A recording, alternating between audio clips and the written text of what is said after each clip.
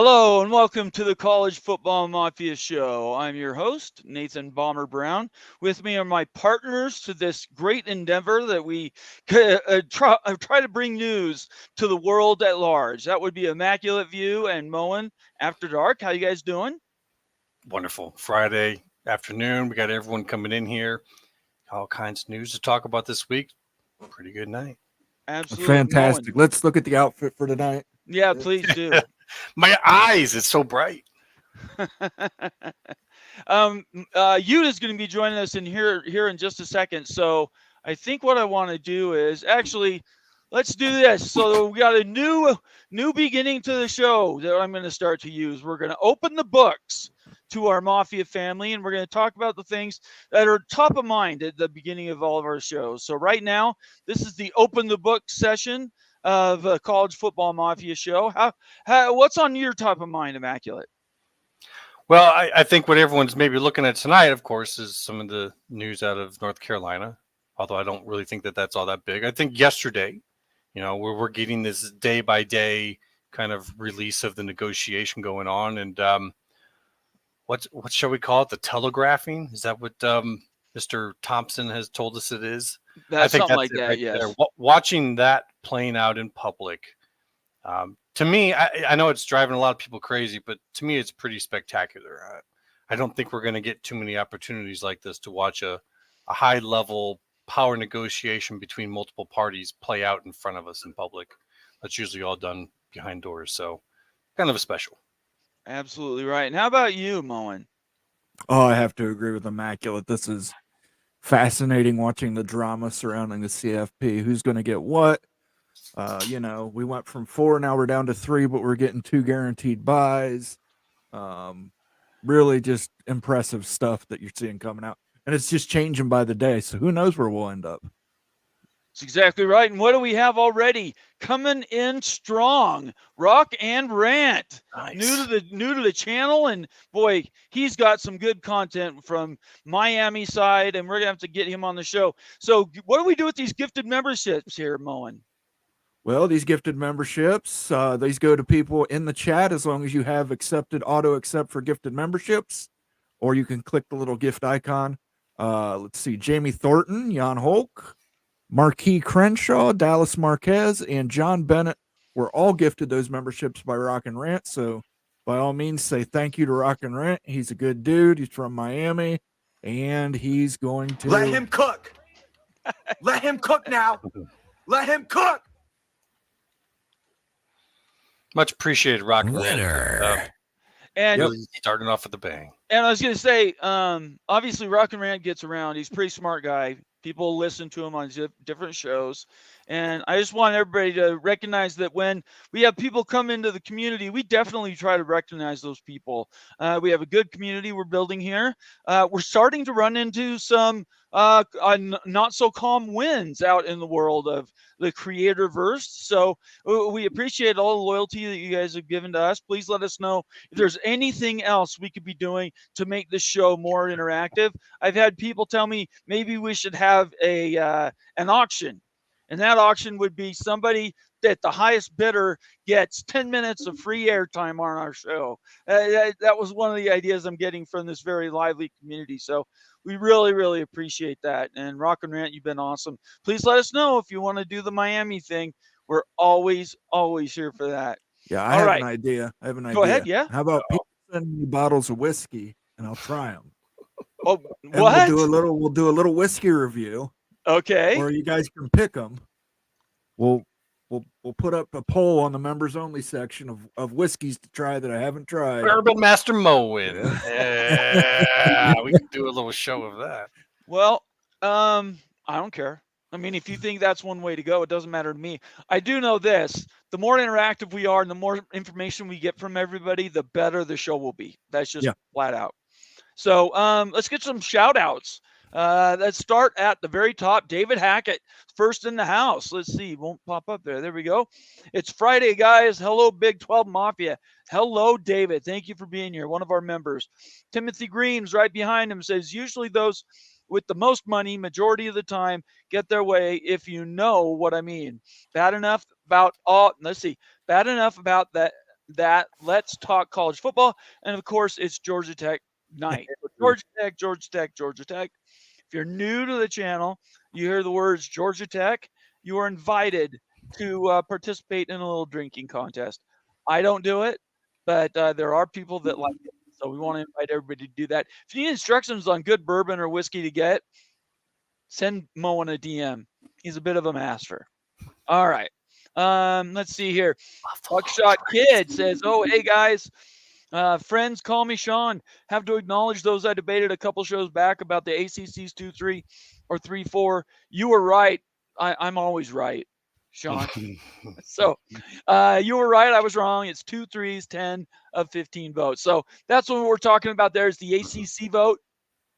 And we were talking about how many had to be to pass something, and the retro votes they did countersuing Florida State, and that's what he's talking about there. Do one of you guys want to add anything to that? Yeah, I mean, I've seen a whole lot of talk about that, and while that is interesting, for me, the one thing that matters to me is the fact that they didn't get a vote for the main complaint, but they did get a vote for the amended complaint, which is basically an admittance of guilt, in my opinion. So I've actually stopped watching all that because if somehow that doesn't get thrown out of court, I actually think that'd be a travesty. It's supposed to be a business court, and they've admitted to not following the bylaws and their actions. I don't know how they even continue to hear their complaint. I don't know either, but we will find out. Time will tell. Nathan Campbell, another one of our members, says, "Immaculate, do you think the Big 12 gets another media partner, maybe an Amazon Prime, TBS, True TV, TNT?" Those Yes. are all Those are all Warner Brothers properties, by the way. I would think so. I would think so. I mean, I don't know what you guys think as well. I think your opinions on that matters too. I think that with Yormark, he's going to look at and see what opportunities he has, but he's going to want to see what he has to sell before he brings people on, because then he has to try to renegotiate if he gets even better. So he'll get what he has, and then he's going to start to sell the crap out of it. But do you want to add anything to that, Moen? Yeah, I think you got to add more properties to add more properties. You know, you've already sold your slate of games. In order to sell more, you're going to have to add more teams. So you're going to have to add 4 to 6 teams to achieve getting a new media partner, I think. Absolutely right. Let's get some more shout outs here. So we left it with, there's Nathan Campbell, and I know I'm missing some. Preseason champions, Ohio. Let's click that and show it his comment. It says, "Georgia Tech, one day closer to punching their ticket." Where is that ticket? It's true. Where is that ticket? Where does Georgia Tech end up? It's at will call. Somewhere with the letters BIG in their name. How about that? Really? I agree. You think? Okay. So Georgia Tech's going to the Big 10 or Big 12. Oh, I see. Do you think they're preferred for Big 12 also? I think that, yeah, I think that market, I think that'd be huge. And I just don't see Big 10 or the Big 12 passing that up if it's there. The question then becomes, does Georgia Tech want to stick around with what might be happening in the ACC? And that's always a possibility. But I think that the Big 12 at that point in time is going to be getting paid more, so they'd probably go there. Very good. Mooncat, another one of our new members from West Virginia, says, "Good evening." Good evening, Mooncat. Good to see you. Let's see here. Then Immaculate's commenting. Stephen Vitt says, "How else do you describe the big SEC schoolyard bullies?" Well, that was in our little promo thumbnail. Why'd you come up with that word there, Moen? Because it's bully ball. Bully ball. That's a Big 10 term too for the way you play, right? The way you play. Iowa plays bully ball. When they're successful, they play bully ball. They don't let the other team get the ball. They get 3 and outs consistently. Bully ball. When you don't have Deacon Hill as your quarterback, it's possible. And this is the case with the SEC and the Big. They're playing bully ball. They're not going to allow the ACC or Big 12 to take an offensive stand. They're going to keep pushing and pushing and pushing. All right. I love it. In my opinion on it, I think that it's always been that way. This isn't new. Anybody who's just seeing this now, I'm glad you've been in a protected conference, but I'm 53, almost 54 years old, and I've known that Big and the SEC were like this. So it's not a surprise to me. Anyway, thank you for your comment, Stephen. Chad Bracey, another one of our new members, says, woohoo! Woohoo to you too. We're glad to have you here. Terry Kane is in the house saying, evening all. Edward Wayner says, TGI Friday. Glad you guys are working for the weekend. You guys ready Right for the on. weekend? Always ready. Although I'll be working a little bit this weekend too, but it's always nice to get through the week. Agreed. Let's see here. Jared Jones. Long time no see, Jared Jones. Thank you so much for being here. Jared Jones is one of my longest standing members. He's been him and Summit Hawk. I know there's 3 or 4. I don't want to name everybody because I know I'll miss some. Very, very loyal. Jared, you've been awesome, and I really appreciate it. Don't ever let me forget that. Antoine Codes, which is a fantastic name, by the way. I think I said that before. That's very creative. Says, good evening, everyone. I can't wait to watch the replay. Have a great show. So Antoine's going to catch us on the flip side. That's all right. Make sure you leave a comment. Please. Oh, let's do that really quick and do some business. All right. Since Ute's not here, let's just make sure we get some of this business out of the way. Please follow us all on Twitter. Please subscribe to the channel in YouTube. And then turn on your notifications. That way you know when we're posting or when we're going to have a show. And those are going to start to get bigger and bigger. We've talked about a lot of our format changes. They just continue. There's no new shows coming and new solo acts and recordings coming. So we want to invite everybody to follow us and make sure you do that on Twitter as well. Turn on those notifications. The other thing is, we're going to talk about memberships. So let me bring up one of these really, let's see, your friends from Sean. You see that little icon next to his name? He says, I'm going to be a member of the Big 12 Mafia family. If you want to join him and join us on that end, just watch this short video. Want to become a member of the College Football Mafia family? Simply select the join button from our homepage. There are several options with their own unique benefits to choose from. You can also set yourself to auto-accept gifted membership by selecting the gift settings options as shown. Thanks again, Moen, for putting that recording together. I always really appreciate it. Yeah. Carrie says everyone needs to subscribe to the channel and click all notifications. Well, Carrie's doing the work for us.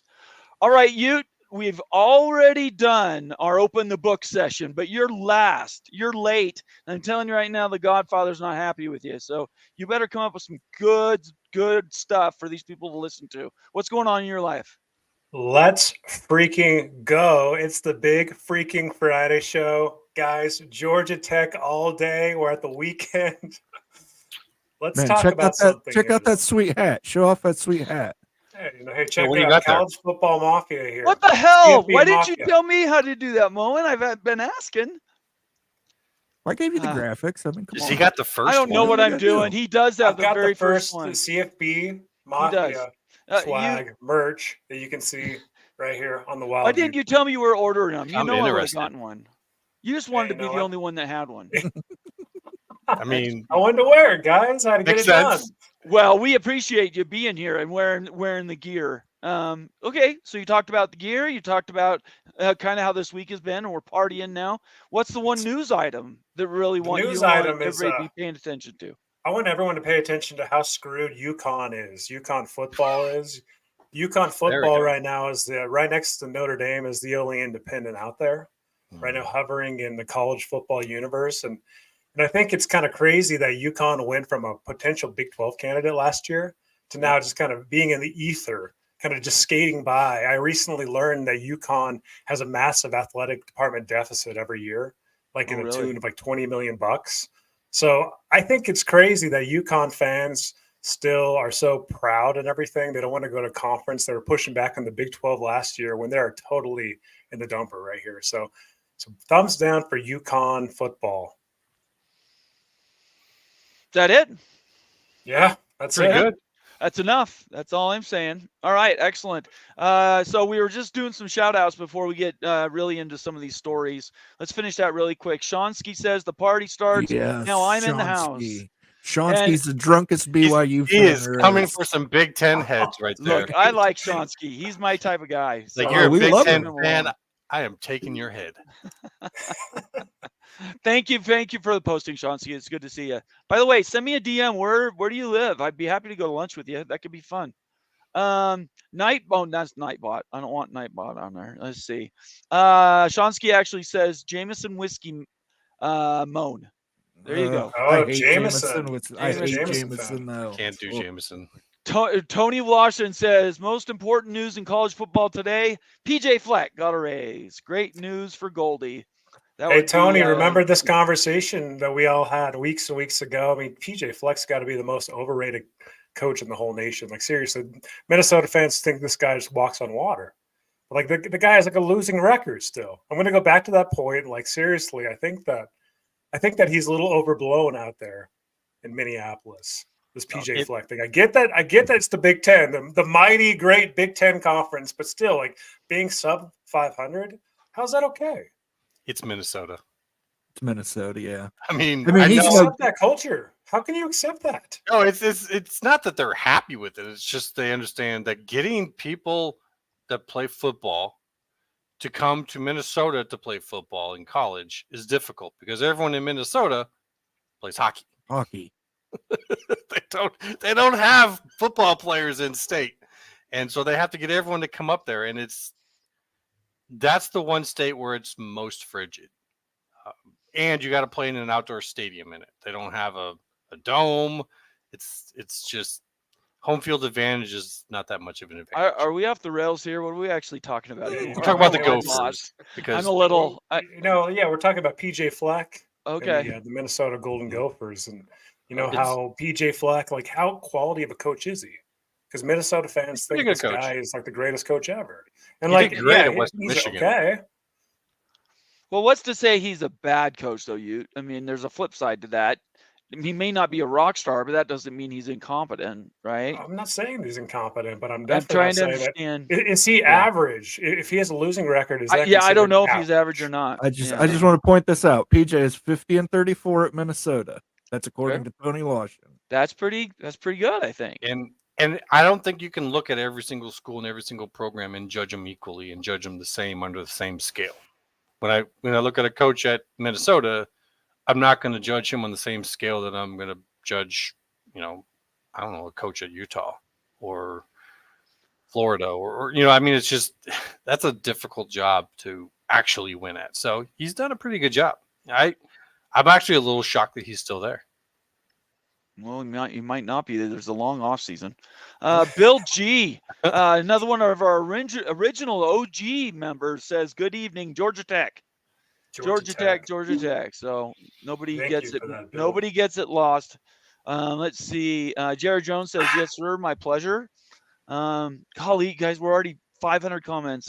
All right. Dan Meter says, sorry, another one of our members says, "Did you guys see Oklahoma's at 7.5 No. win total in the SEC? That makes the Big 12 with 9 teams as many more or more. What do you guys think about that?" Wait, so Oklahoma's a 7.5 win total? No. It's a over under.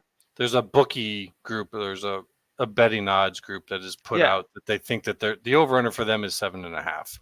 Right. It's doesn't necessarily mean that's what they're going to get. That's just kind of what these folks are doing right now for betting. I think I would take the over.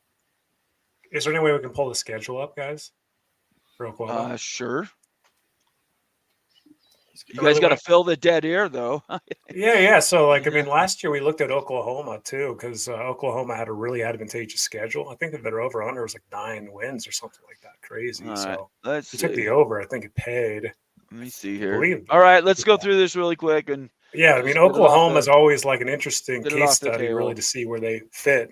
But 7.5 wins for the Sooners. Whew, that's low for that program. I think Washington, Oregon may be in the same boat. Okay. Let's see here. So spring game, they start with Temple, then they go to Houston. Let me just share my freaking screen, maybe. Stage. There we go. Sorry, you guys should have told me that. All right, here we go. Houston Cougars. So they're 3-0, 2-0, sorry. 4-0. Then they hit Tennessee in Oklahoma. So if they start with 4 home games, how nice is that? Right. So Tennessee's their 5. full. So, and then Auburn, and then Texas, Mhm. South Carolina, Ole Miss, Maine. So What? yeah, Maine, Missouri, LSU. That really is not a very difficult schedule. I don't see. I would I take think the over on that. Take the I don't- over. I don't- I'm Crush saying that. at least 8-4. That is crazy talk. I had no idea Um, Maine was the Black Bears. I saw that. Oh, yeah. Black Bears. Yeah, Let's get this really quick.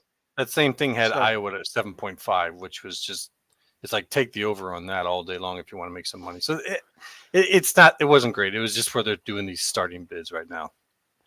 $9.99 from Carrie super chat. Moen, can we get some sound out of that? Let him cook. That's There we Gary's go. sound effect. Let him cook now. All right. Let him cook. Florida State boys are showing out in the NFL Combine. Let him cook, and that is a fact. Florida State is tearing up the NFL Combine. I've watched probably 15 videos of Florida State guys, and they looked really good. Kerry knows what's up with that hashtag.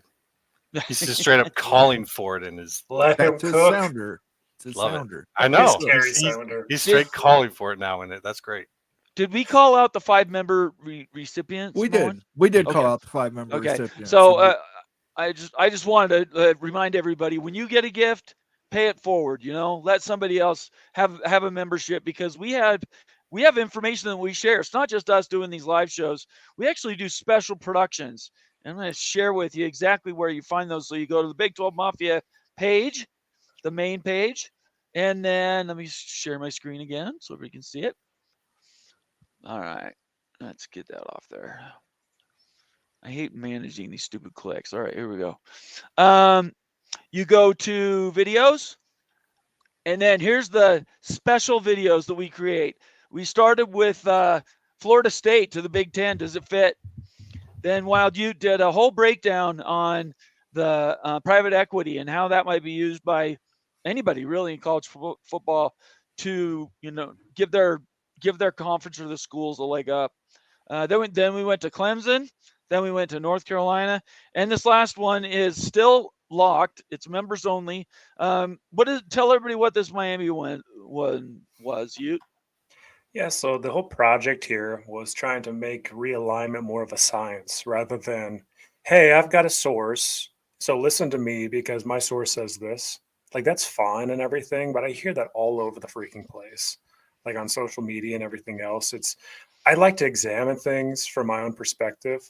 I've been an analyst for many years. I've worked in that field and everything. So try to apply a science behind realignment with core realignment criteria as determined by the panel that you see here and others too.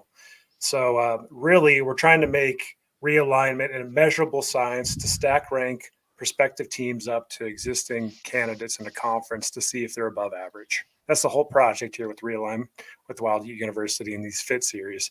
We're going to keep doing that. Miami is an interesting one, though, because they're very up and down. And if you're a member, go ahead, watch the video. If you're not a member, that's going to be released next week, I believe next Saturday. The next video up is going to be Georgia Tech, but we're going to keep doing more of this in the series. The Big 12 series will happen after the Big 10 series, and there is a different set of criteria that's important to the Big 12, as mentioned by Big 12 Karen, and then also Brett Yormark. So we're going to analyze that. We're going to put that into a model, a measurable model, so you can make the decision based on the data that we believe is important. That's fantastic. Thank you. That was wonderful. So when you become a member of the Mafioso family here with us, consider getting those memberships so that you can watch those members only videos. Anyway, that's some of the value add we do around here. All right, let's jump back in. We've got a few more hellos I want to get to, and then we're going to move to our first news item. We do have a few to get through tonight. Let's see here. This one from Rock Chalk 94. Good to have you, Rock Chalk. He's one of our members. Says preseason champs. We wouldn't have to do that if UT, A&M, and ONU, and Nebraska, and Colorado, and Missouri never left in the first place. The Big 12 has always been perceived as a dead last conference and everything. It's why ACC fans, and I'm guessing it keeps going. Oh, right here. And his second says, still call us Trailer Park League. Well, I tell you what, Trailer Park League is going to be cashing checks when other people are sitting on the breadline. So I don't really care what you call us. We're survivors. That's a good That's word. what we I like are. that one. And Yeah, right, I and like like, that and one. look how many other conferences have died. Like the Pac's there's gone, the Pac's no dead. doubt The about ACC is going to be severely wounded, and Yep. the Big 12 will keep advancing. So, what don't kill you make you stronger. Absolutely. Just two more shout outs. We got one from Don Scruggs, not yet a member, but he says, "What's up, y'all? SEC fan here. We need more SEC fans. We need more East Coast stuff. We're growing the audience, and those opinions matter to us." I think that's where I'll tail off with the comments. If you do have a special comment, go ahead and leave it in the comment section. If you want to make sure I read it, make it a super chat, hit the $sign and pick what level you want to make a super chat. We read all super chats, so your comment won't get lost. Or you could become a member, and as you saw, a lot of the comments I showed were member comments, and those get deferential treatment. Mooncat for $2 super chat, also a member of the show, says Wild Ute is an asset. INTJ by chance? Let's drink. What does that mean? That It's means a introverted. personality. Myers-Briggs. It's a Yeah, personality type. Yep. Personality. Okay. It's introverted. Mine was judgmental. mine were different letters. So So Yeah. Mooncat, ESTJ. So you were half right. ESTJ is the Myers-Briggs over here. So curious about it. If anyone else has taken that test, throw it out in the chat. What's your I Myers-Briggs? am. I'm an INTJ. So there you go. Oh, you were nice. mine were colors. I have. It I shows you how I old forgot I what am. they were. Mine are colors. All right. Okay, let's get to our first sort of set of news items, and we'll spend as much or as little time on these as you guys want to. And certainly in the audience, if you have things you want to share, feel free to do that. First, we're going to show the Ross Dellinger article, which I believe was yesterday. Oh, right, Immaculate? Didn't Yes. this, the 14 CP? You want to tell everybody the gist of what that article says while I link the article here? Yeah, this was just, the next step in the ongoing public-facing negotiation going on with the CFP. This was basically the Big Ten and SEC's response to their initial idea, and this was where they showed their hand in terms of wanting to protect their conference championship games. If I remember right, this was a 3 AQ for both of them, with the 2 AQs for Big 12 ACC, 1 AQ for G5, and then 1 at large, or is this? No, it's 3 at larges then at that point. So it was, they're right now they're debating ownership, the voting rights, and also how the tournament would get set up. So that's what happened with this yesterday. Mo and Immaculate, you want to add anything else to that? Oh, we're going to get into this thing because this is total bullcrap. We all know that, and it's the biggest slap in the face to say, hey, we don't take you seriously. To consider, hey, we're going to have 2 first-round buys no matter what, even if, say, our team's borderline top 10 and they happen to win a championship game, they're going to get a first-round buy over the potential number 1 team in the country. If that happens out of the Big 12, this isn't even sports. This is a beauty contest, and it's absolutely garbage pile, bull crap. The biggest pile of crap I've ever seen. I'm serious. This is absolutely a joke. It needs to go to 16. Let's quit pussyfooting around with this 14 stuff. These buys are an absolute joke. No buys, no buys, no buys. Everyone plays the same amount of games if you want to win a championship in college football. Don't tell me an AP voter is going to determine who gets a first-round buy in a game. In that case, or the conference champion, if they're not even the best team in the nation. I just don't even know why we're here talking about this. This is the biggest joke I've ever seen in college football. Seriously. So this needs to stop. I'd rather have a 12-team format than this joke of a 14. Give me 16. That's the best. But curious in your guys' thoughts on it. Right. And I just want to remind everybody on the banner below us, you see I'll queue up our things we're talking about and hopefully gin up some ideas that you might have that you can share with us. We really are trying to get opinions out on this. Moen, you has a different opinion. Where are we today, Moen? My opinion is it makes sense for the Big Ten and the SEC to play bully ball. They went out and describe bully ball for everybody. Just all right. You control the ball. You control the ball. You don't let the other team get any offense in. It's bully ball. We went and spent millions collecting these teams, collecting these brands, and now they're going to play bully ball with them. It's why they went and collected Oregon, Washington, USC, and UCLA. It's why the SEC went and collected Oklahoma and Texas. They want to have the biggest brand, so they have the most say. And unfortunately, part of the most say is going to be that they're going to demand a first-round bye. Whether that's right or wrong, I mean, again, life's not fair. It's not, and neither is college football. College football is an extension of life. And in this case, you know, the Big Ten and the SEC are going to get what they want, I think. It's just a statement of how much they value their conference championship games. And now it's Yormark's turn to say whether he does as well.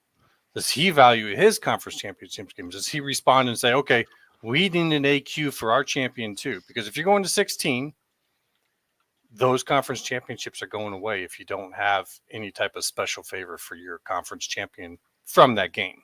You will lose that game. It will lose value. No one's going to pay for it. That hurts the loser more than it helps the winner. So it, like he's saying, it is bully ball at this point, and it is tough to look at and watch because this is what happens in boardrooms and negotiating rooms, generally in private, but everyone is getting to see it in public. So yeah, I'm kind of surprised we didn't see more about it today. So looks like Yormark is really pondering this one. What It's do you the guys most think about- painful sorry. bully ball ever because, like, as a Pac fan, the Big Ten comes, raids USC, UCLA, strips it, kills it. All of a sudden, you're just trying to feed off anything. As a Ute fan, you jump over to the Big 12, and now it's bleeding you because of the damage they inflicted before. It's absolutely freaking brutal. This is freaking brutal. It is. It's like complete war right here, and like it's a serious warfare. It is definitely bully ball, and they're using every bit of leverage. And I'm just sick of it too. Like, I'm sick of getting bullied around already. Like, nothing formally has happened here, but like just all the crap that we're hearing all the time, like that says, hey, you're not up to par. You're not the same level. You're a step below. You're 2 steps below. You know, you're AAA. Like, I'm serious. There has to be some way to fight back against that because there is you know what it is? You kick Basketball. their ass. You kick their ass in the playoffs. That's how you Yes, do it. I You would agree with embarrass that. them on the field. That's how TCU did it. They went and Yeah. embarrassed Michigan on the field. That's what the Pac-12 or the ACC and the Big 12 need to do. They need to say, okay, you're getting first round buys. Fuck you anyway. We're going to go out there and kick your ass. Yep. And then when the next So- negotiation comes, you are higher in value. So we know a few things. We know these guys love to change their own rules. They do it all the time. Whatever they put in now, even though it's the strategy for the time after 2026, I would say that's all written in pencil. That could change at any moment. The Big Ten might expand 4 more teams, and they'll all go, whoa, we can't have only a 10-team playoff. We need bigger things. Yeah, that's a So great point, that could Nate. easily happen. And I ultimately think that the Big 12, when they have, I think the ACC is in for a shock because I think Right.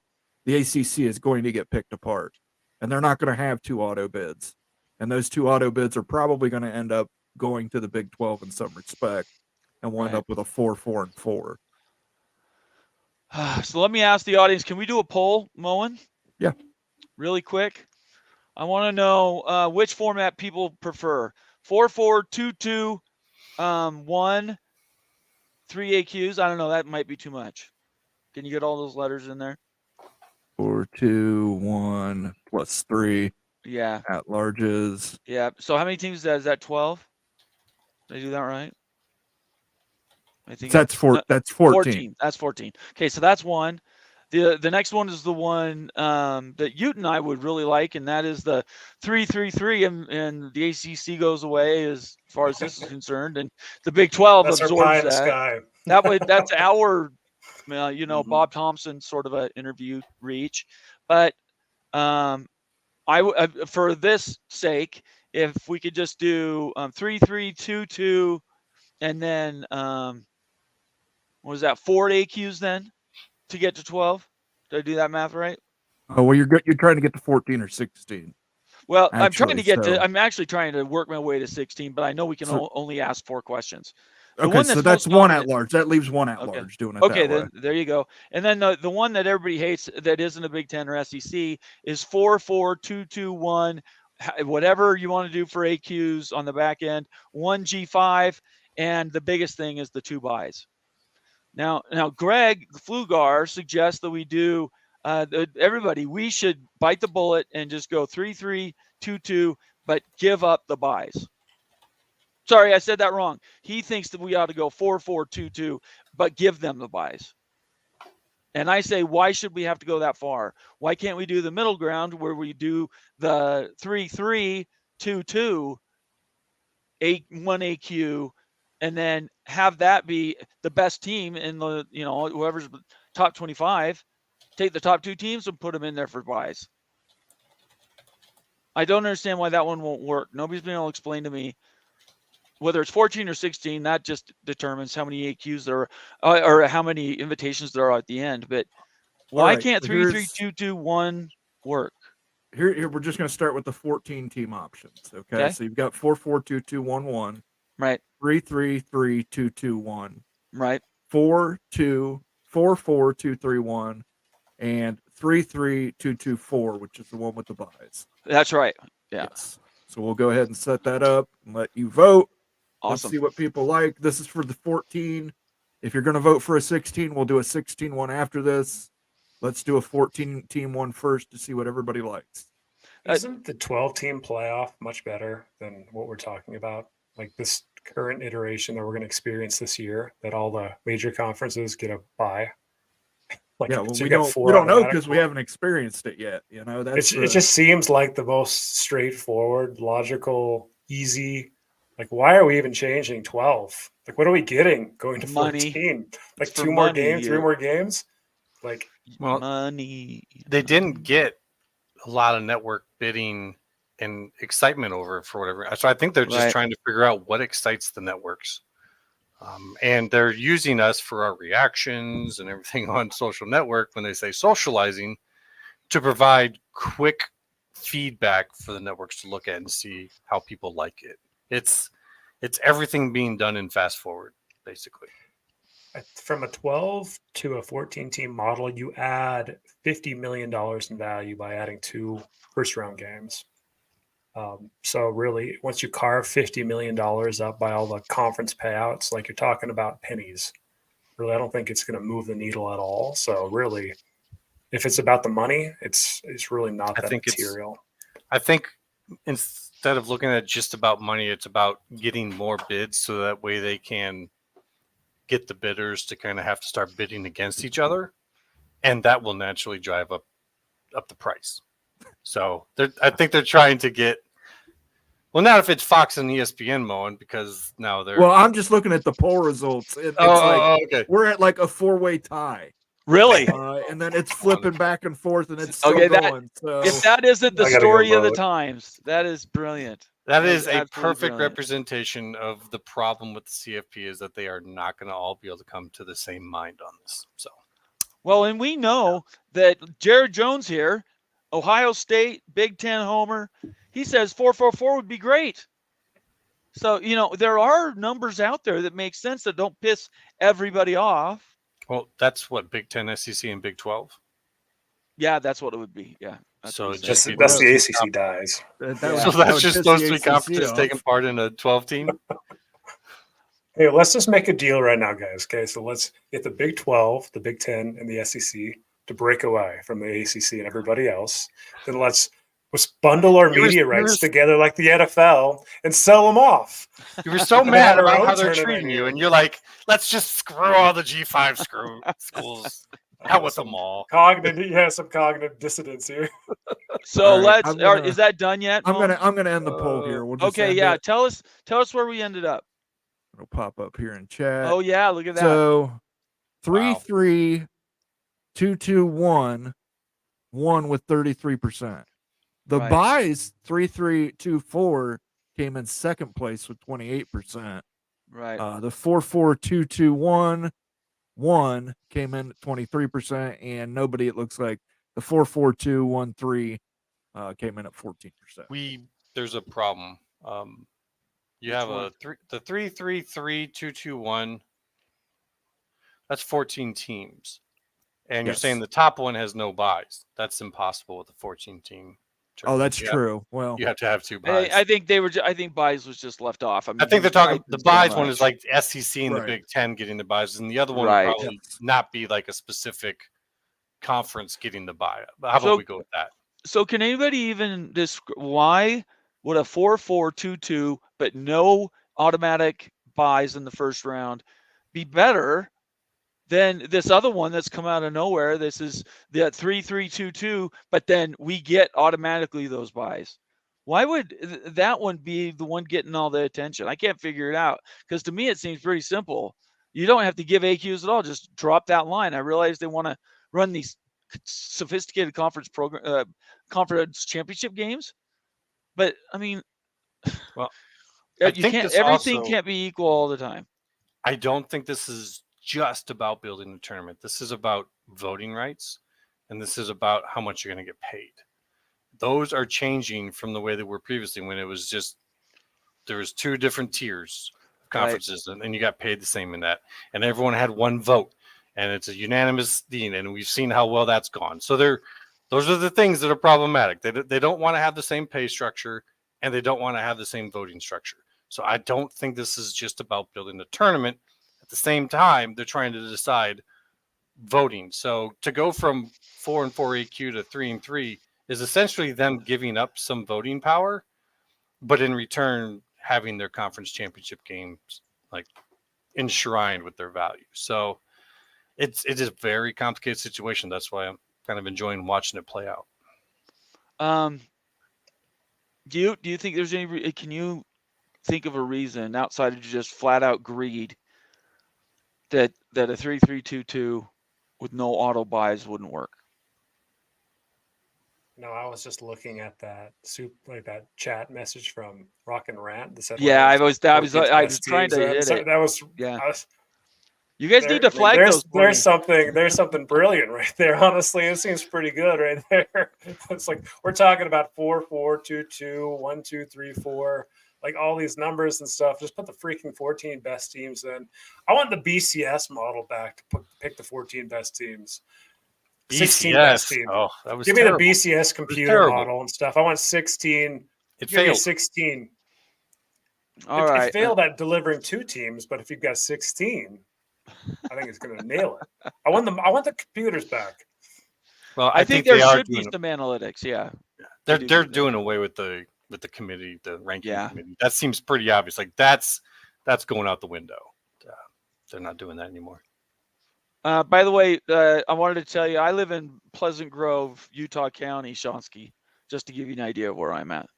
All right, can I get some more comments? You guys want to keep chasing this? You want me to change to a different story?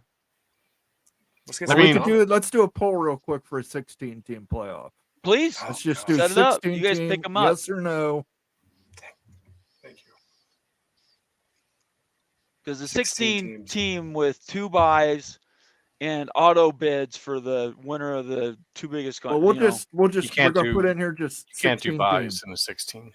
Okay. You'd have to do 4 buys. So what if you gave 2 home games though to the Still higher wouldn't seed? work. Like for the first 2 rounds instead of going to a bowl game. Like that's a big advantage. Like if you're Ohio State, you're the Okay. number 1 overall seed. You're playing 16 seed week 1, then 8 or 9 seed week 2. They don't want that though, Ute. That's a big They advantage to playing Columbus. They don't like in the want it cold. though. They don't even want to play them. They don't want to give them their existence. Like think about this. If it's about the money, like how much can Ohio State make by having 2 more home games than just getting some conference media distributions? Like, how much is a home game worth? A playoff game to the Buckeyes? The payout for those goes to the CFP. You don't get your Oh, I'm home talking about ticket. ticket sales. Yeah, those go to the CFP. What? It's crazy. I know. No, I know. I No had way. to Are double you check. kidding me? I had to double check and triple check. Literally, the gate for those games goes to the CFP.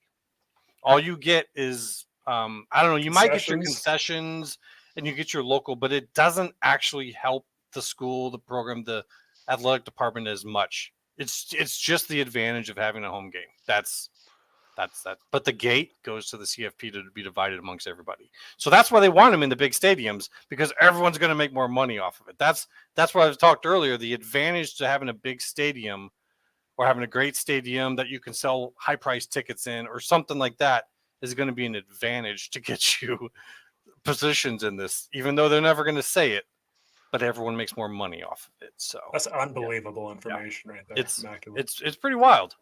What's our poll looking like here, Moen?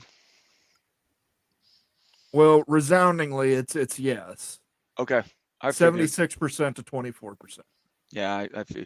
I mean, I think everybody is used to the ladder system with basketball, or for that matter, any other tournament in the history of mankind, except for Premier League soccer, uses the ladder format in their tournament style.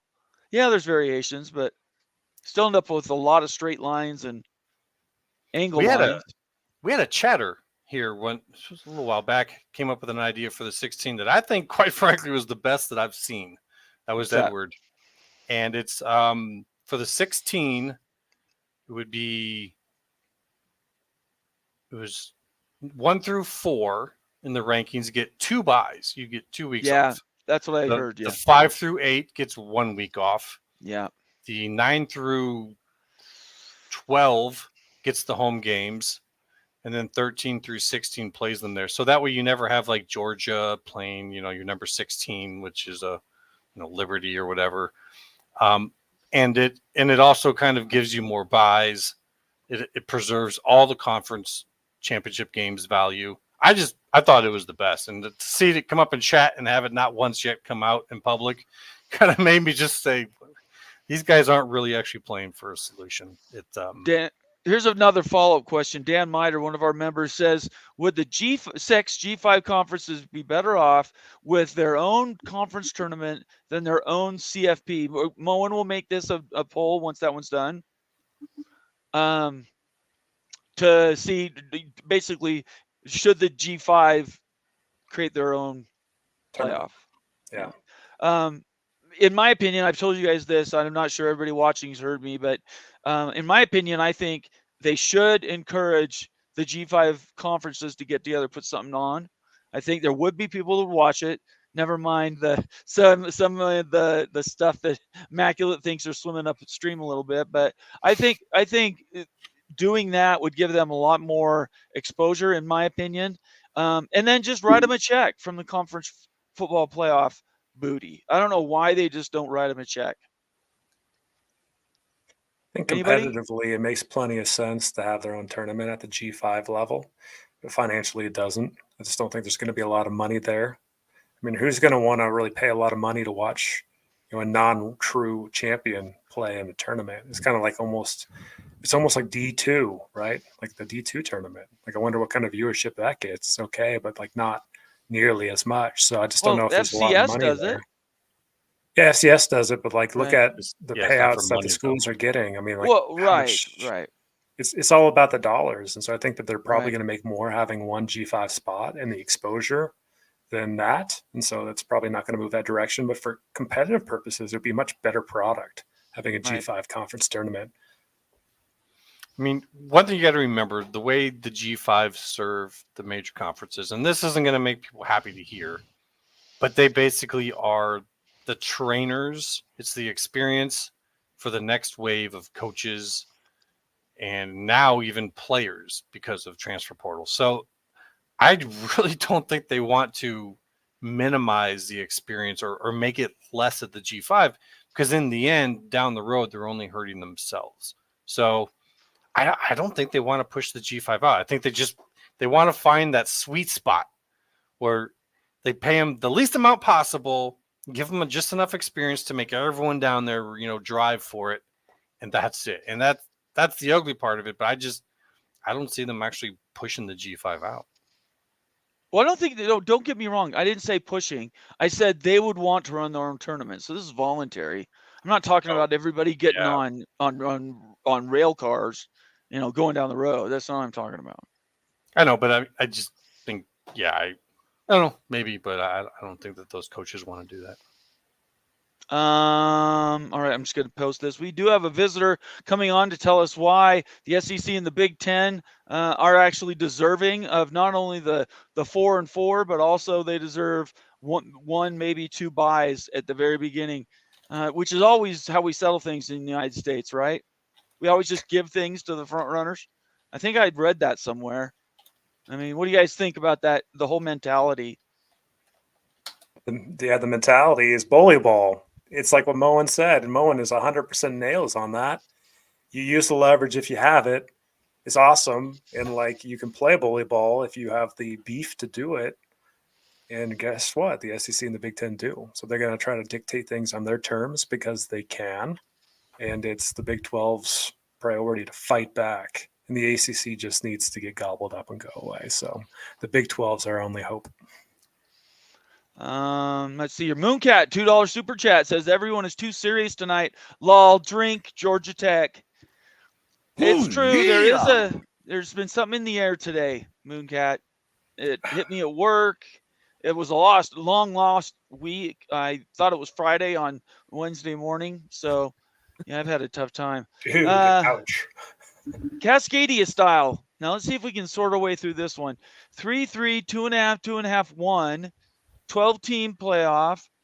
Auto bids are SEC, SCC, and Big both get 3.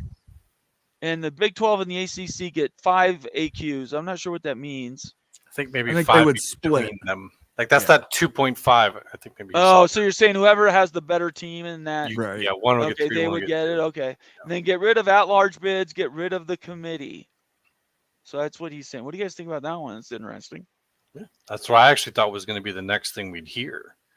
I thought this would be what Yormark would come back with, because, like I said, if you look at these AQs as like symbols for voting power, this would take down the Big Ten and the SEC from being able to just vote in any change they want in the future. And if they have enough voting power to do that, none of this matters. They can just change it later. So, but we'd also have to know how much of an or a majority vote they need, because it's not going to be unanimous in the future. Probably be like an absolute majority. But I like it. I mean, that's what I would do if I was Yormark. I'd push for that. What do you think? Why do you? Sorry, I hit the wrong That's button. Big 12 friendly, ACC friendly right there. Sure if you is. can get 5 and the Big 10 and the SEC only get 6, you're right there on their tail. It's right. That's like best case scenario. Like it's probably not realistic. I love that idea though. And Right. Yormark should be fighting for it. Mhm. But it's that's best case. Surprised we didn't hear that today. Cascadia style, who's actually Terrell from Oregon State. I think we all know who he is. A great interface. Great interface. Good person to be in contact with on Twitter. Very, very engaging tweets and thought provoking. He gives us $9.99 tonight to say go Bees. This is Terrell, by the way, and cheers. So cheers is not Georgia Tech, but thanks for stopping in. You guys can call it Georgia Tech if you want to. All right. We're nerds though, data nerds. Here's for data nerds, the GT style right here. Oh, absolutely. Let's get to a few more. Right now. I've got my invite out to our visitor, so as soon as he takes that, we'll slightly change what we're talking about here. So let's get to a few more ideas. Let's see. You did? No, I'll do this one. Rock and Rant says, "What would you Big 12 types that both dislike UTOU, but also SEC Big rather see happen at UT and OU, crush SEC this year, or get crushed by the SEC this year?" Well, for one thing, you're talking to 2 Big 12 people that really didn't have a dog in the fight. So, but we're third-party observers and have opinions. I just think that move to the SEC is tough for anybody. Here's some real talk. I'm always going to root against Texas, the Texas Longhorns. And the reason is I went to a Baylor Texas game about 7-8 years ago, completely neutral colors. I was wearing white. This was at the Austin Stadium over there. And all of a sudden, in my seats there, I booed the Texas Longhorns because they had a horrible play. It was like an interception when Schwoops was their quarterback there. And seriously, I almost got in a fist fight with about 7 Longhorns because I booed their team. Like, they're so freaking soft over there in Texas. They're so soft. So I want to see them go down to the SEC, going back to that super chat. Seriously, they can't take any heat at all. If you boo their players, even after poor performance, they won't call them out. I don't really care. Doesn't matter to me. I don't care. Mowing or I need to immaculate? get- Anything? I Go need to ahead. get a soft sound effect now from you going. They're Soft. soft. They're soft. I need you to spell out SOFT. Soft. So It was unbelievable. I wasn't even rooting for Baylor. Like, seriously, like, how can you accept that kind of performance from your quarterback? I'm kind of on the opposite of that. And it's not because I'm like a big, huge fan. I just kind of want to watch the SEC go and play this game like they're like the nice guys. They're the ones that don't tear people apart. But they, brought those two schools in. And after all that, if Texas and Oklahoma come in there and just kick them all over the field, I might sit back with a little grin on my face, be like, wow, pretty tough there, SEC. So I actually kind of want to see them go in there and play pretty tough. But I get why Big 12 fans would want to see them go down. In all Moen? reality, I think Oh, sorry. Texans is going to perform really well. They've got the talent. Sark's a good coach. I think they're going to win a lot of games. I think they're going to be a force in the SEC. OU's that confusing one, though. What is OU going to be? 7.5 wins, again, going back to that total. Seems really low. I don't know. That program might fall off a bit in the SEC compared to the Big 12, but I think Texas is going to be okay and probably be pretty strong. And Texas A&M better be a little bit worried. We'll have to see. They might be getting new digs anyway. Shonsky's replying to my invitation for lunch. Yeah, let's do lunch, Shonsky. Where do you live at? Send me a DM with your contact info and we'll set it up. I love getting together with people that watch the show. It's awesome. Let's get to an announcement here for Sergeant Pickles, member for 7 months, one of the OGs at the very beginning. So glad to have Sergeant Pickles and Becky Husky, go Huskies, on our show and part of our team tonight. After my interview, they thought they might want to come on and we could talk a little bit more about these news items with them for a little bit. But this one right here is really big because 7 months to be a member to anything is amazing, and I really, really appreciate it. Let's see here. How about this one? Friends Call Me Sean says, think the top four G5 champs, I guess you're talking about the conferences, should have a 14 tourney. The winner going to the CFP last year would have been SMU, Liberty, Boise, and JMU. It's freaking brilliant. I love those ideas. I think they're great. What do you think about that, Moan? Yeah, the poll ended and 77% of people overwhelmingly wanted to see a G5 playoff. So I think they would love to see this. Whether or not it's a play-in game, I don't know. You're going to have to cut some regular season games out to allow that to happen. It's going to be hard enough for a G5 to win, but when you're going to give them an additional 14 playoff they have to win, it's going to be rough on them. It's also one more nail in the coffin of the entire bowl system. If you're taking those schools out of the bowl lineups as well, it's going to happen regardless. But just to kind of point out, that's what's probably going to happen. Is if they're not getting those type of teams to come in also into their bowls, even some of your mid to lower tier bowls are going to start disappearing. Right. And Tony Lawson makes up a great point. Where the hell is the MAC champion there? The greatest G5 conference in America, the MAC. It's okay because the MAC is not the G5 that's going to disappear due to consolidation. It's okay. Oh my gosh, that's hilarious. All right, coming to the stage, the one, the only Larry, the GM. Now, Larry and I have only spoken on Twitter, so I can't say we're best friends or anything, but want to introduce them to you guys. Why don't you introduce yourself a little bit, Larry? Tell everybody what you do and why you're here tonight. Well, guys, I'm a huge sports fan. I have a website where called LarryTheGM.com, so that's easy enough to understand, easy enough to remember. But I write mainly about the Longhorns and the Astros, mainly about the Astros. But I have a real passion for college football and all things going on right now in the sport. So I'm here because I've interacted with Bomber on a few things and brought up some points. He said, "Well, why don't you come and try to share with the folks what you're thinking, Larry?" So that's why I'm here. Awesome. Do you guys want to introduce yourselves or ask them any questions before we get going? Yeah, so Larry, you and I have had some pings back and forth about realignment and everything, and it'd be awesome in a sec to get your thoughts on that and share with everybody. But yeah, nice to have you on. Yeah, so let me give it a little disclaimer, Bomber, and well, you guys know I'm pretty direct in my conversation. I Yes, don't want to you hurt are. anybody. I don't want to hurt anybody's feelings tonight. So please understand, I'm just a very passionate sports fan, and I have a Right. perspective, and that perspective is probably a little bit different than maybe some of the conventional wisdom. So I'm going to share some things. Give me grace when I'm like a little really direct, and just know that it's coming from a place in my heart where I'm just really passionate about sports. Moen, do you have anything else you want to add to that? Yeah, I just wanted to tell him you're welcome for Quinn Ewers. All right, let me get this over here.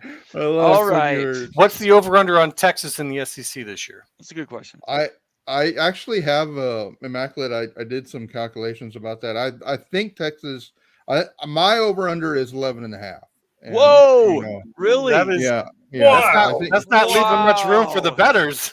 Holy The Vegas line is 10.5. I Right. went through a calculation where I calculated out. I believe they will be. I believe they're going to go over 10.5. Probably 11. Wow. And maybe even the miracle season of all miracle seasons. And I know the SEC would be completely pissed the Longhorns came in and rolled the conference, but that's in the realm of possibilities. I've done some research on the whole roster. I have reasons to believe the roster is going to even be better than it was last year, and that is why I think. And I know this is going to shock people. And this is here's one for the SEC. I think the schedule this year is actually easier than last year's schedule. And What? Larry! My goodness. these are Yeah. big takes. We will have to at a different show. We will have to. We got to pull up the Texas schedule. We We'll have do- to He pull is up. the not in Hey, a great place. He's not hey, exactly Larry. wrong. Yeah, and we could do I'm an just a Larry show, right? If you I'm wanna an do all equal opportunity hot takes for everybody tonight. That So- you have to sign up for the fire you're gonna get. That's all I'm saying. well, All right, let me get to a couple business items here, and then we'll move to your presentation, Larry. So Lonnie Johansson has been a member for 1 month. Thank you, Lonnie. Really, really appreciate it.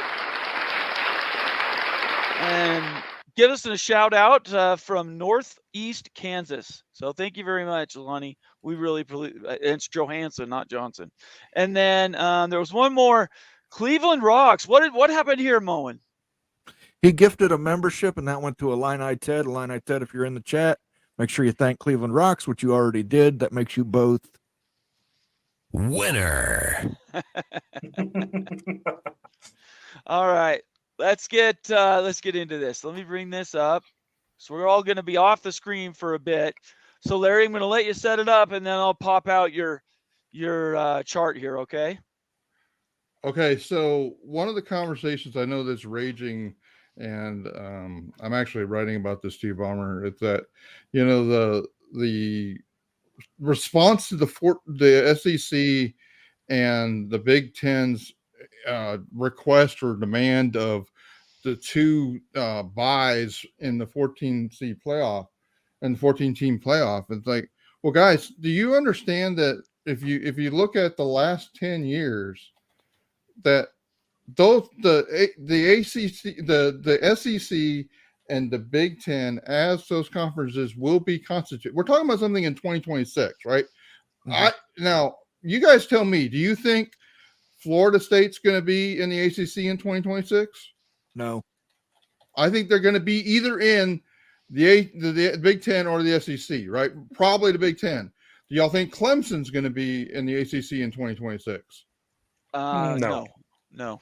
I think they're probably going to be in the SEC, but maybe in the Big Ten, right?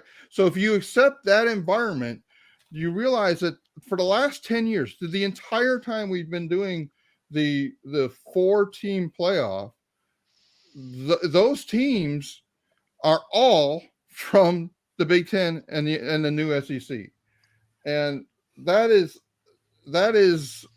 the realities of it. Now, I'm not arguing like who's better, Washington or Texas or anything like that. I'm just saying, look, the when we're talking about who's the 1 seed and the 2 seeds, those teams have all been all been SEC and all been Big Ten teams. And so, Bomber, I guess that's my opening comments, and we can go from there.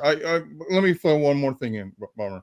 So if you look at the 40 teams that have made up the playoffs during the 4-team era, 90% of those teams, 36 of them have come from the 2 power conferences. The only 4 are one's Notre Dame, that they've been twice, TCU and Cincinnati are the only time that there's been non-power power 2 conference teams in the 4 seed playoffs. That's why. Now you can argue with like, well, they're not going to be that way when they have to beat each other up, and that I would say this is exactly why the SEC and the Big Ten want it to be saying like, look, we want those top 2 seeds, so we know that our champions may end up being 10-2, and whether we like it or not, whether we agree with what I'm about to say or not, they will believe that their 10-2 champions are better than an 11-1 Oklahoma State, for example, who I think could be really good. But I think the realities of it, they want to codify, or they want it to be in the agreement for a 14-team playoff that those 2 teams, their champions are going to be in one spot and one in the other spot is what I believe they're really push for. What do you guys think? I mean, let's just start at the top. Immaculate, what do you think about that? And do you guys want me to put the chart back up? I didn't know if it was helpful. Okay, let me do that. Maybe. Oh, sorry, wrong button. There we go. Well, I mean, first off, to his talking about Texas and the SEC and what we were talking about just before he came on, I wholeheartedly agree. I think actually Texas is going to win the entire SEC this year. The only team that stands a chance against them is Georgia, and I think that's who their conference championship game will be: Texas versus Georgia. In terms of in the future and talking about these 2 teams with the most power, as things are going now, I think we could see a future where the Big Ten actually will have more representation. But currently, it's pretty clear, as he's showing here. Moen. Yeah, no, I agree as well. I think Texas is going to do okay in the SEC this year. I think they do have a shot of playing Georgia in the championship game. It's hard to argue with figures like this, but I will put this out here. There is a little bias here. You're going to see the same names pop up over and over again, which are the biggest brands, not necessarily the best teams. We can say that for sure this year when Texas got in with 1 loss over a Florida State team that was undefeated. Well, there's a whole nother rabbit trail we could go down, Moen. But yeah, I wrote an article that showed that the committee actually got it right, and without even getting into the injury aspect of it, based on strength of the schedule and stuff. So for me, guys, and I know that's a whole nother bomb I'm just setting off of that. So I don't really want to get into that. And for me, this is not even really a Texas thing, guys. This is the realities of the competitive situations. And we can talk about the teams as brands, right? That, in other words, to me, that means that the teams in the SEC and the Big Ten are actually they're committed. That you can actually turn the word brands into commitment for the excellence, right? And the teams in the SEC and the Big Ten are going to be committed for the excellence that they've been maintaining for the last 10 years. And I just think that if you want to say like, well, this just because it's happened the last 10 years doesn't mean it's always going to happen going forward. It's like, okay, well, what's going to happen in the next 10 years that's going to make any of the ACC teams that are left after they're picked off, or the Big 12 teams, how are they going to, with the resourcing gap and the funding gap that's going to blow up even further? Why are the SEC and the ACC supposed to, the SEC and the Big Ten supposed to believe that any of those teams should be into the playoffs and get the number 1 or number 2 seed in the playoff before that? Now, Bomber, there's all kind. That's just the 14 seed thing, right? All right. There's whole other versions of this model that I could show you guys a 16 team model that would probably even be more difficult to swallow for the other teams, Okay. other conferences. Let's But see what you know, let's see what Ute says. He's yeah, really sorry, Ute, analytical. Like I you're fine. I don't want Don't worry about I it. don't want a filibuster guy. So You're sorry doing about just that. fine. Don't worry about it. Go ahead, Ute. So 90% of all teams that got into the playoff were from the Big Ten and the SEC, if you're including Clemson, right? Isn't that the data point that Right, you're saying? and Florida State and And Clemson. Florida State. Yeah. Do you want me to bring the chart back up, Ute? Does that No, help? I think that Okay. makes sense. He's good. That was right. So really, what does that mean for like requiring the seeding, the top two seeding in the first round buys? I mean, if that's already happening in 90% of cases, then why is it necessary to have a Yeah. required first and second seed?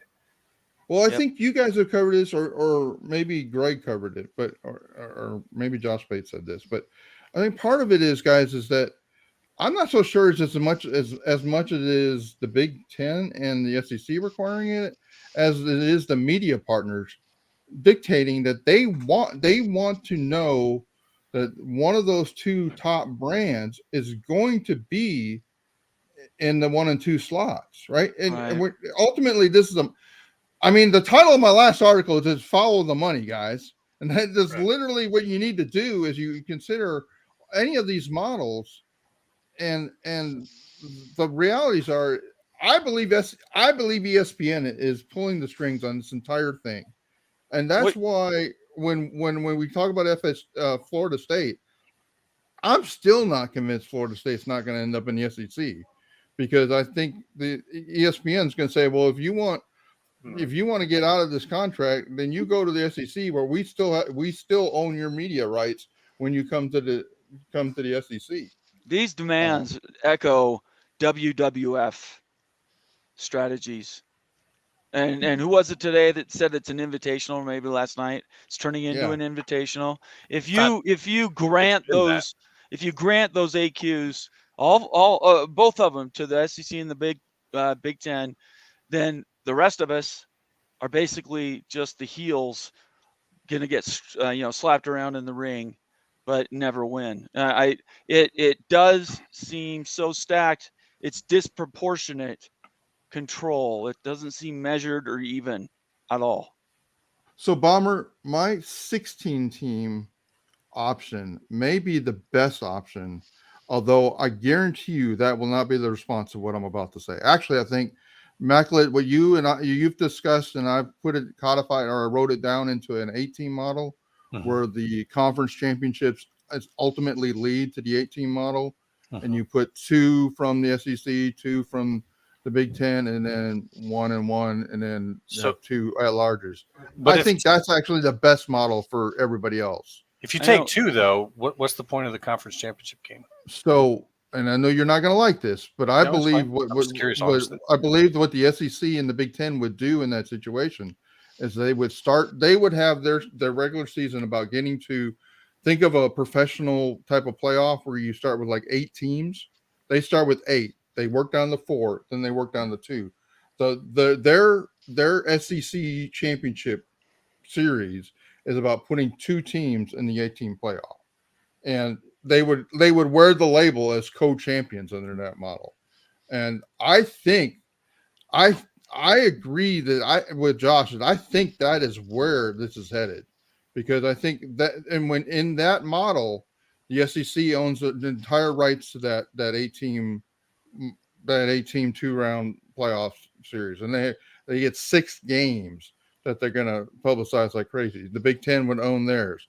The conference championship weekend or extended weekend would be a sports bonanza, similar to the opening weekend of the NCAA basketball tournament, because you'd have probably the Big 12 and the ACC playing on Tuesday and Wednesday of that week, or something like that, where they're playing early and they're playing their 4 to get the 2 to get the 1 the next weekend. So that is what I think would end up happening. And like, I know people are saying, well, co-champions, that's silly, but understand, guys, it's all about putting teams into the conference into the ultimate playoff, right? And you can say, well, it's an 18 playoff, or you can say it's really like a 24 team playoff because that's who goes and funnels through the conference tournament round, or conference championship round to get to the conference, get to ultimately the NCAA championship. That just sounds crazy. Ute, I cut you off earlier. I know you had a follow-up question. Go ahead. So, Larry, who is this going to benefit the most? So, at the end of the day, and like all these different formats that you're seeing with these numbers you're seeing, are we talking about the richers are going to get richer here, and this is just going to boost the SEC, the Big 10 more? Are the Big 12 teams going to be able to fight back and get some more influence here? Or what are you seeing here? What's the trend going to be going forward? Well, Ute, I think this is where I'm going to have to be real with folks. For everybody else, the issue should be about access, having any access at all, right? Because the worst case scenario for this, and I don't want this, right? I'm just trying to reflect to you guys what I think the financial realities are. And people can mock me or not like what I'm saying. I get that. I mean, I told you guys that's probably the response would happen. But yeah, these things favor. Well, I guess let me back up to the question. Who do you think the 12-team model favors? I would say the 12-team model drastically favors the ACC and the Big 12 because they're literally getting buys into the semifinals that neither one of those conferences have shown any time in the last 10 years that they really earn all but maybe one of those buys with TCU, right? And guys, the 12-team tournament drastically undervalues the SEC and the Big 10. Now, people aren't going to like when I said that, but I'm just telling you that I think what we're really seeing here is the SEC and the Big 10 fighting for what they believe, right? Not Larry to Jim, but they believe is the fairness of a financial reward for what they are bringing to the playoffs. So yeah, you could say they favor the power too, but the alternative is far worse, right? The alternative is something where those two just pull away and say, let us hold our own 16-team playoff, 8 versus 8. But is that really a threat? I'm asking you honestly. Well, it's a threat out in the ether world, but is it really a threat? Think about it. There's only, say they go to 40 teams, 20 in each conference. Now you've got your super leagues and everything else, but still only 2/3 of those conferences are, maybe not even that much, half are top notch, ready to compete every year. It's only like 12, 15 schools that can challenge for the championship anyway. So I would throw it back in their face. Bomber, just go back to the table I started with, right? I mean, okay, yeah, I'll go back to it. Go ahead. I mean, this doesn't matter to me. You're restricting just because you've done it before does not produce future results just on its own. Bomber, what dynamic is going to change to make the Big 12 and the ACC more competitive? I think the Big 12 is going to be more competitive because of the schools they brought in. Big 12 is going to be internally competitive. I grant you that. I think the Big 12 is headed to a fantastic season. I think there's going to be a massive amount of interest. But the Big 12 champion last year without Texas or OU in the picture would have been, under the new alignment, would have been Arizona, who's ranked 14th. Yeah, right? Look, you can't. The past is done, right? Okay, but that reflects the true talent of those teams. The top 13 teams in the CFP poll last year rankings were all from the SEC and Big 10. And I just told you, I realized that. I'm saying up to 18, 19 of those schools every year would compete. So why not just have a 20-team tournament? Why should it be that these two conferences, you're bringing all these schools that are basically, essentially, practically dead weight? If you're talking about national championship, why should they be in it at all? Why do they get the additional money? They're not the ones playing for the championship. They're not on your table. I think that's the worry, Bomber. I think that's really my worry, is that's ultimately where they head to if they can't come to some sort of agreement that reflects the financial realities of the benefits that all of them bring to the table, right? And I don't want that, right? But the system, the 16 team model, the other option I would do, and this is another radical idea, is cap the Big 10 at 4, cap the SEC at 4. You guys both get 4 teams in the 16 team model. You get one side of the bracket, 1 through 8. You guys seed yourselves, and either the SEC gets odds and the Big 10 gets evens, right? It's 1, 2, 3, 4, and they're going back and forth, and that's the setup so they don't play each other until right, the which is what semifinal. it needs to be. That's right. Okay, and Yeah. then you take the whole other side of the bracket and you fill everybody else in it, right? And you seed them 1 through 8, and you reverse. You go 1 through 8 the SEC, and then 1 through 8 Big 10, ACC, and G5. And what's interesting about the worry I have with that bracket is that like half the games are going to be blowouts, but let's hope that doesn't happen. Okay. But what you could do with that is you could give the 1 through 4 seeds on the, I call it the Division 1 side, right? Right. The non-Power 2 side. You could have those 4 teams host those games. In other words, number 1 plays number 8 from the other side, and that is hosted by number 1, who in this case probably last year would have been Louisville, Right. would have been the number 1 seed, right? Yeah, I get the we don't have to drill down on that, Larry. I understand what okay. you're saying there. And I think that's actually a potential outcome, but just beware when the 16 team rolls out and you hear that the SEC and Big 10 are therefore asking for 1 through 8 seeds. Right.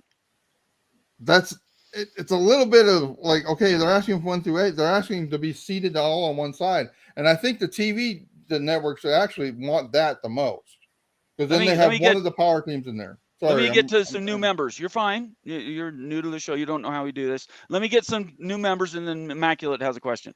So first, Cleveland Rocks gifted a membership. Who got that one, Moen? Do we know? Don't worry about it. Nathan Campbell has been member for a month. Thank you very much, Nathan. What, Immaculate? You're waving your finger. No, okay. I don't. I'm just sitting here. Sorry. Okay. We appreciate your loyalty. Thank you very much, Nathan. And then FS Guy is a new member to the house. Thank you so much, FCS Guy. You're going to love it. Make sure you go and watch those videos. The Wild Ute University videos are fantastic. And I can't wait to have you be part of this a little bit more every day. And then last but not least, Bill G gifted another 5 memberships. Moen, why is that such a big deal? Because Terry Kane, Shonsky, John Dry, Sky, Clay Johnson were all gifted memberships by Bill G. Make sure you guys thank Bill G in the chat for letting him cook. Let him cook. Let him cook now. Let him cook. I apologize that it took so long for me to get to all those, but they've got to keep the show moving. Anyways, Immaculate. You got to shut Larry up. Yeah, I know Immaculate has a question. Go ahead, Immaculate. Well, I wouldn't refute any of the numbers, and the numbers I think is exactly what's going on with like the networks looking into this and putting in their 2 cents, and why we're seeing these AQs, because they're trying to get more money out of the networks than what they're getting now. The bid that they got from one network was dramatically lower than what everyone thought was going to happen. But to me, the reality to this that no stats can show, that we really can't even say is true until it happens or doesn't happen, is that there is going to be not just a realignment of teams to conferences, but a realignment of talent, because talent follows opportunity. And part of what you're showing in there when you see like an Oklahoma in there and a Texas in there is that those are the top 2 opportunities that have been there in the Big 12. So with their departure, and if these AQs happen in this tournament for Big 12 and ACC, there's going to be opportunity there. And there's only so many places on these teams. If you're a kid playing, you're going to look at the Big 12 lineup as it is now and say, this may not be the big powerhouses of the past, but there's going to be some teams that come out of there and have opportunity. So I would just challenge and say, we don't know where that's going to go, but some of these teams in that Big 12 are going to rise above. It's just a matter of who, and then their value is going to increase. So, I mean, how would that play into your calculations, like in terms of the future and how this should go? Well, Immaculate. I mean, how that dynamic's been in place for a while now. I mean, But what's stopping the ACC? Okay, under that scenario, why is the ACC so far behind the SEC and the Big Ten in recruiting? well, one, the ACC has a whole bunch of like tiny universities. It's I'm not as high on the ACC as I am the Big 12. What I was just talking about there, I'm thinking more along the lines of the Big 12 and the future Big 12 with the new 4 coming in and then maybe whatever they get from the ACC. I don't think the ACC proves anything wrong. What I'm saying is I think that there's going to be powers that become better than what they've been in the past in the Big 12. But to the point, not to refute anything you're saying, but we just don't have data to show that. I know, but we're going to make a tournament for 6 years more in the future, and during that time, what I'm suggesting, I'm not saying, suggesting that's going to happen during that time. So while we're doing this model that they're trying to create could become already obsolete in maybe like 2 or 3 years. Not fully, but you kind of see what I'm saying. Like it's more built to try to get money out of these networks, but I don't think it really represents what we could see in, say, 3 to 4 years from now. Immaculate. That's why probably the 16-team model that I talked about, 1 through 8 through 1, I think would be the best answer if you truly believe that. But my problem with that is, given where we're going in the NIL world and NIL restrictions being pulled back, I think the funding between the have and have-nots, it gets even worse. And I just I mean, guys, I've been a member of the Big 12 since Texas joined the Big 12, right? I would love the Big 12 to be producing teams beyond Texas and beyond Oklahoma. And really, it's for the last 10 years, it's been Oklahoma, just to be fair about it, right? That are actually really good. But we've had TCU, and we've had an occasional other team that's shown up to be pretty good, but then they're not even on the same level as most of these SEC and Big Ten teams. And I mean, I hear what you're saying, Immaculate. You're basically saying there's going to be more opportunities in those conferences for playing time. And that's true. And you can get a coach like they've got in Kansas and a couple of in Iowa State and a couple of other places. There are great developers, right? And that playing time will help them. But until we actually, I think you're right. We're trying to do this at really a bad time because we don't have any experience in the 12 team, much less any of these other models to even know what it looks like. The entire college football environment is changing. The funding and financials of all of it's changing. So what really happens, you can make an argument that the gap gets worse. You can get an argument that, hey, the players are going to go where the opportunities exist. What's to say the players don't all start going to Kentucky and Vanderbilt for those opportunities versus going to Iowa State? Why not go where there's more money at Northwestern and Vanderbilt? Well, I can answer that for you. Well, I think we're getting a little off. I don't have to answer. Yeah. I think, Bill, what we're going to want to do is we're going to want to do this again. Friday nights, we got to keep moving, and a half hour for you has been awesome, but I got to go. All right, guys. Yeah, no problem, guys. Hey, I appreciate the opportunity. Sure. Absolutely. Next Wednesday, I don't currently have a guest. So if you're open anytime after 8 Eastern, I'd love to have you on. All right. Well, hey guys, I really appreciate the opportunity. I love your guys' work. I found your channel fairly recently, had conversations with a few of you guys. Immaculate, I think we chatted together. Yep. Wild Ute. I just, I love what you do, and I love the opportunity to have an open discussion. I hope I didn't hurt anybody's feelings. Yeah, you did a great job. No, I just tried happens to every show. Yeah, no. Happens every somebody show. Somebody leaves in tears eventually. I mean, I didn't even say Georgia Tech. And brother, he's going balls deep there. All right, we will see you later, Larry. Appreciate it. We'll see you on Wednesday. Take care, Larry. All right, see you later. It sounds Oh, like wow. collectives need Exactly a to half start hour. utilizing hedge funds here. Well, Because seriously, I'm Bill serious. the Like money this, guy. Bill Nope. the money guy actually said now we you have can a make story. We have a story Yeah. to go along with that, if I may. okay, ahead. you know, I'm just gonna finish this idea, and like you Oh, can sure. play Yeah, off do it. Do and it, you, do it, do it it. might be on the Go. same plane, though, Yeah, but maybe. if it's Go ahead. if the only way to be competitive, if that's all true, really money is the thing that you can try to bridge the gap with. So you can be an SMU, you can have rich boosters, or you can be smart with your money and your collective, invest that money maybe through a hedge fund or some other super aggressive investment approach to try to build it up quickly. And then all of a sudden just throw more money at the players. And that's really, you got to get creative. And that's one way to do it. If you like Big 12 teams or non P2 teams. May I, real quick, before you hit this? I know you're probably going to go to whatever this story is that Becky is talking about. But Tennessee announced, these are the folks who just got the whole NIL thing going crazy off its top right now, that they are actually already forming a department in their school they're already expecting to start bringing all the NIL money back in. They're already BYU started that 2 years ago. I know, but Yeah. they were waiting to win that. And so Right. now everyone is jumping to this right now. They are bringing, maybe almost forcefully, they are preparing for all that NIL money to come in town. So thinking about going to collectives and doing all of that might not be your best year. I think they're going to be bringing a lot of that money back into the ADs, and that's happening very soon. Anybody else? I kind of All hope right. it doesn't, because if the school's controlling it, then I it's know, not going to be able to be as aggressively invested, because like a collective, seriously, if they got a pot of money, they could technically do that.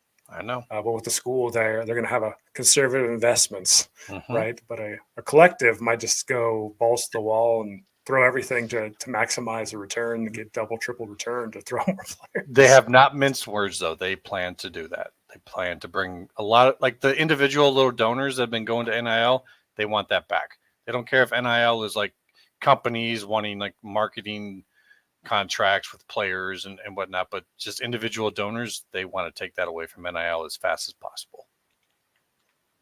All right. Let's see here. Before I move on to the next topic, I want to thank everybody for being here tonight. Make sure you follow us all on Twitter, and then subscribe to this channel on YouTube. Consider becoming a member. You've seen a bunch of gifted memberships and return memberships from people. I'm going to run a video that shows you exactly how to do that. Give me 1 second. And I keep hitting the wrong button. I apologize. This is what I'm trying to do. All right. New comment. Excellent. All right. Here we go. And now. Want to become a member of the College Football Mafia family? Simply select the Join button from our homepage. There are several options with their own unique benefits to choose from. You can also set yourself to auto-accept gifted membership by selecting the gift settings options as shown. And don't forget to give us a thumbs up. Go ahead, Moen. You're muted. You're muted, Moen. Moen, you're muted.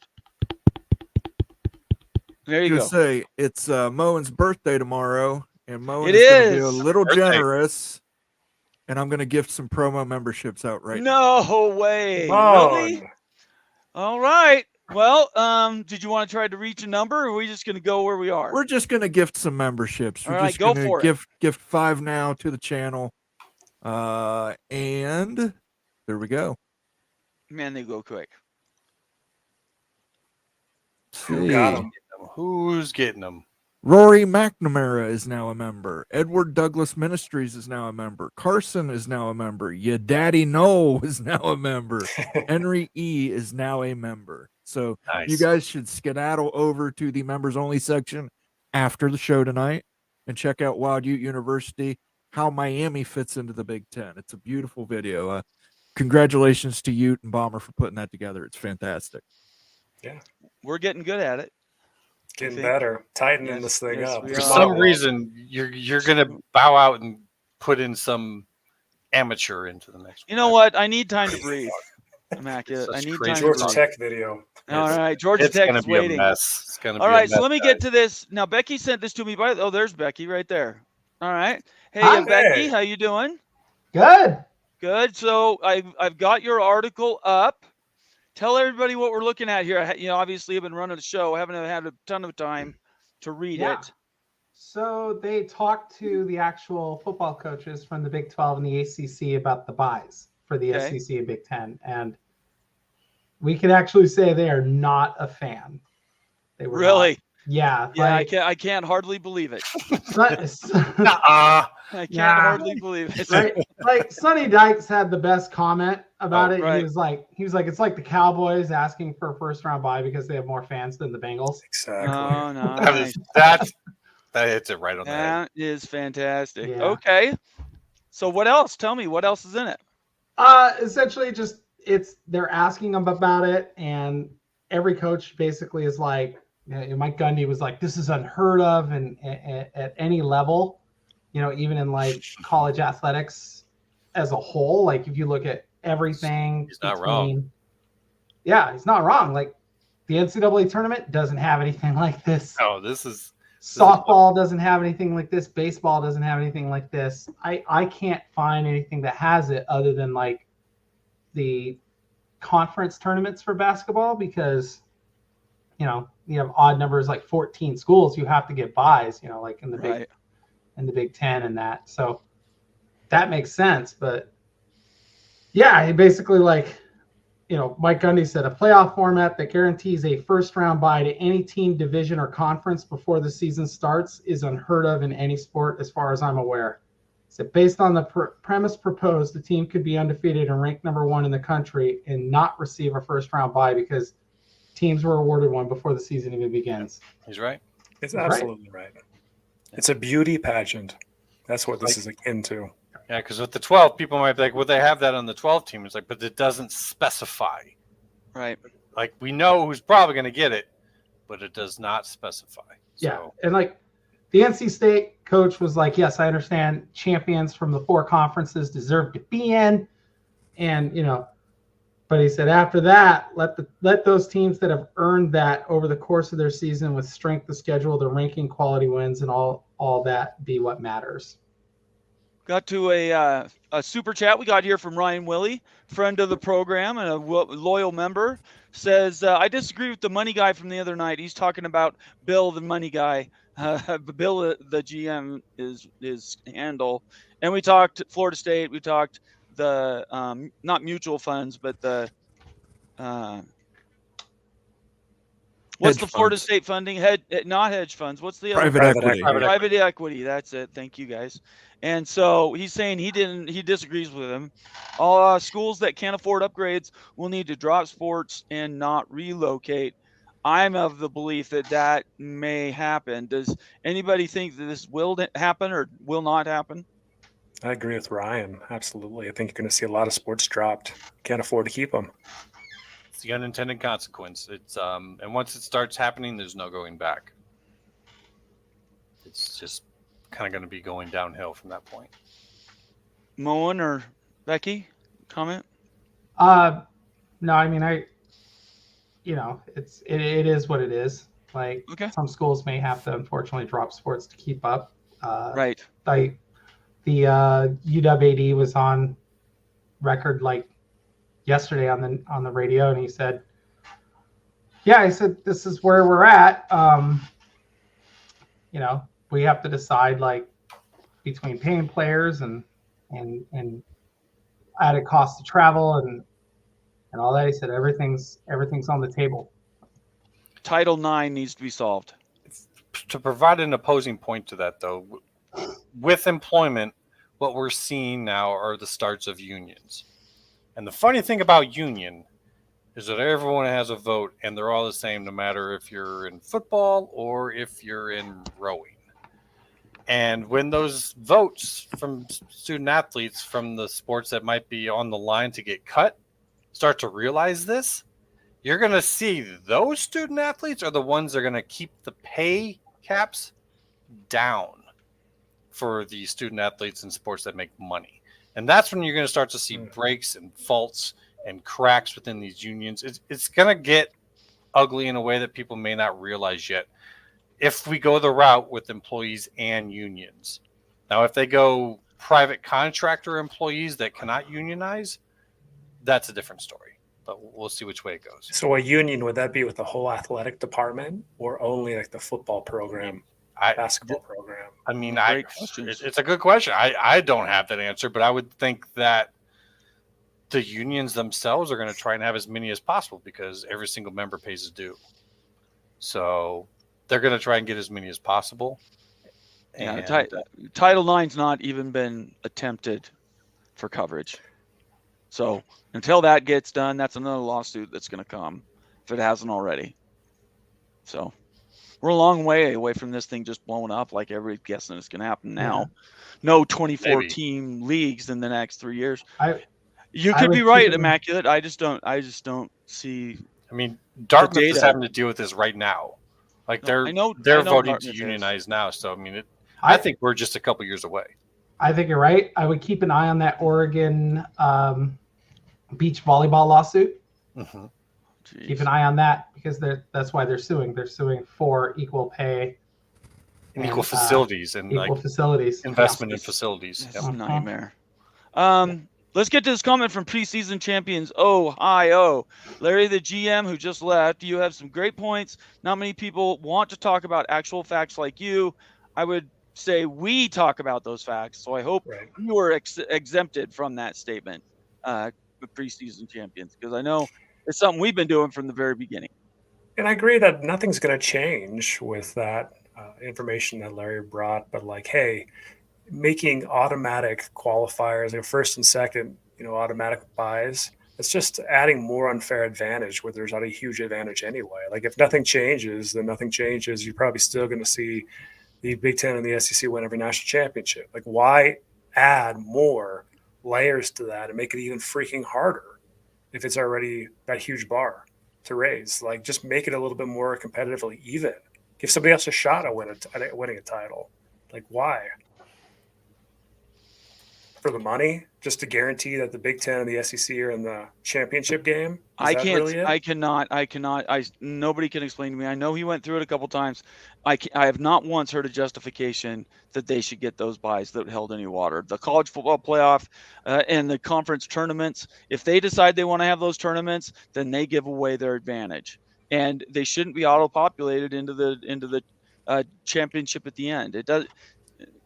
Yeah, anyway, but I'm a BYU guy. I've been doing this for a long time. So, well, fundamental problem here is really the television contracts with the Big Ten and the SEC and building brands. And now ESPN and Fox want to lift those brands up more. The NFL is a system where everybody is on the same plane. There's one contract for the entire NFL, right, for the media rights. And now all of a sudden we've got the Big 12 with their own media rights package, the Big 10, the SEC, so everyone's kind of in it for their own. It's hard to actually get on the same page, so everybody's looking out for their own interest. Like we really need to be doing TV deals as a big bundle and stuff and slicing them up based on the whole pie here, I think. To solve some of these problems. And we know Bob said that, right? He thought that was the way to go on his side. There's more money to be made that way too. That's what across the he board said, for everybody. Yeah. All right, let's get to some of these questions. Been sitting for a while. I appreciate everybody's patience. We have been busy. I hope you've been entertained. Let me just grab one out of random here. Scott White, a new member out of Florida. Good to have you here, Scott White. Says, could you see a 7-5 Big Ten SEC team get a playoff spot over a 10-2, 9-3 Big 12 ACC? Anyone? No. 7-5, no. No. Not 7-5 is way too low. I think like 8-3, 9-2, or 8-4, 9-3.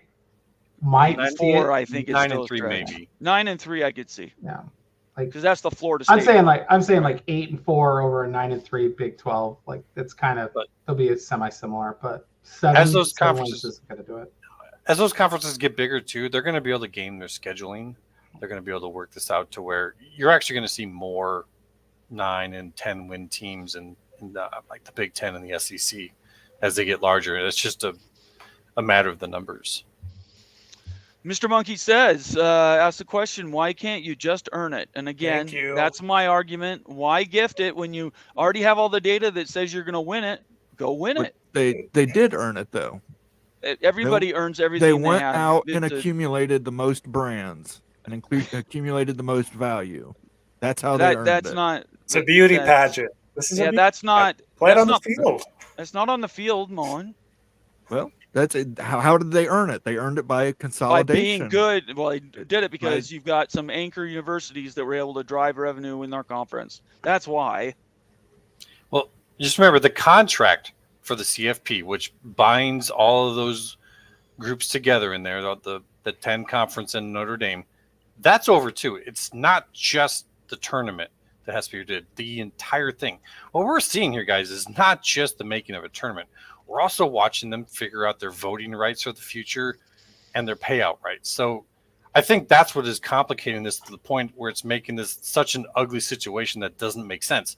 If they're just making a tournament to make it fun, I don't think you'd see all this AQ talk and all this goofiness. They're trying to figure out who's going to have the most say in voting, because voting in there right now, the way it is now, has been a complete mess.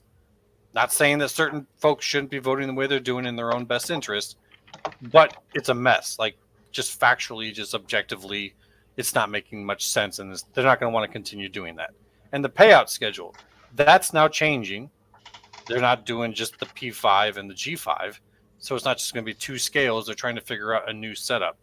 So it's not just about making a tournament at this point. It's a lot more complicated. So that's why I think that this is looking as ugly as it is.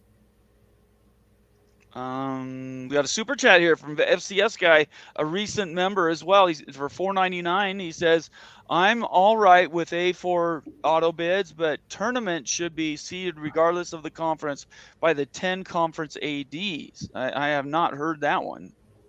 You guys have any thoughts on that? Like it's like committee, the 10 conference ADs. Yeah, I'm not sure I understand that. Maybe one. they're involved. I don't know if they know enough about the sport or watch the games to really be able to pick wisely.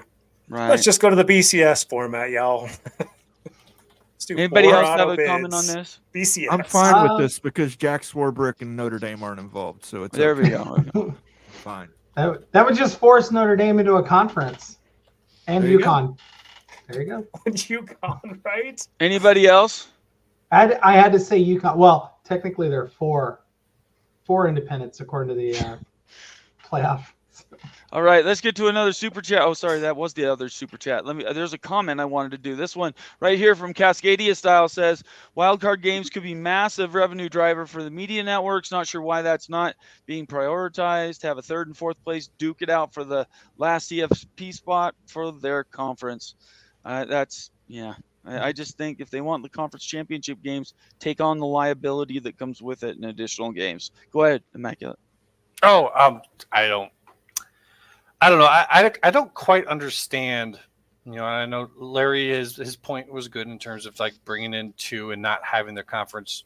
Right. I don't understand the point of having a conference tournament if you're not going to have a conference champion. Now that's me. I'm all for competition. I hate these AQs. As a tournament, it makes no sense. That's why I have to try and find another way to try to make sense of it, because I don't think these guys are just off their rockers. But the more we have to make this more complicated in order to make sense, it means none of it makes sense. Yeah. You don't have to make a thing more complicated in order to make it make sense. You're just making it make less sense. So, it's a fun exercise, intellectually to go through all these options. It's just the more complicated we got to make it, the less sense it makes. Anybody else? Okay. Ryan Willie with another super chat. Oh, we're just pounding super chats tonight, guys. Ryan Willie for $5 says, "I believe the schools should win a minimum of 7 games to qualify for bowls. No 5-win teams, i.e. Minnesota." Ryan Willie making a joke. Cutting Greg's team to the quick.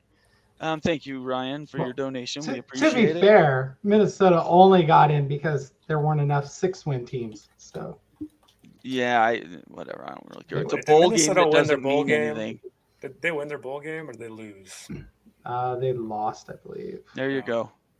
Tony Lawson says Will Doot, that's Ute, Yeah. was calling Texas soft. Were you calling Texas soft there, I was Ute? calling. It was funny because I was calling Texas on, and our guest had no idea. And then he brought him on right after. And he was from 2 Texas. minutes Oh later. yeah, I had a little laugh. I thought it was going to Oh my come out. It gosh. didn't. Yeah, Seriously, no, Texas. he I'm did not calling Texas the program soft. Calling the fans soft. Ooh, shot across Outside the of our bow. last guest, Gotcha. he certainly was not soft. Not No, you, he was Larry. good. Shots Dimes. fired. Yeah. Larry. He was dropping dimes, but like, Yeah. the in game Texas fan, the Well, one that wants to punch you because they're upset because their quarterback throws a lot of interceptions.